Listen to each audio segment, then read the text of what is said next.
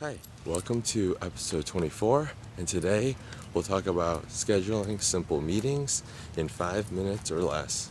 So, have you ever accidentally double booked yourself? Or you're busy and you just might not have the time to even open up your calendar and try to work out a schedule with the other party. So one of the tools that I use is like a calendar scheduling system. So there's plenty out there. Calendly is just one of them.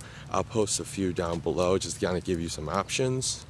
And what these systems do is that it syncs with your Gmail calendar or your Outlook calendar, and then from there you can set up rules.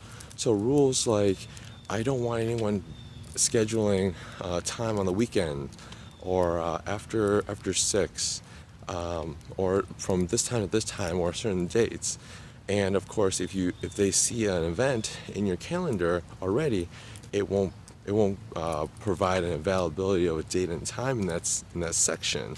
So what that does is, let's say you want to meet someone and they want to meet you, you just share that link, and with that link, they'll be able to pick a date and time rather than going back and forth with email like, hey, are you available this day, or give me 3 dates and a time.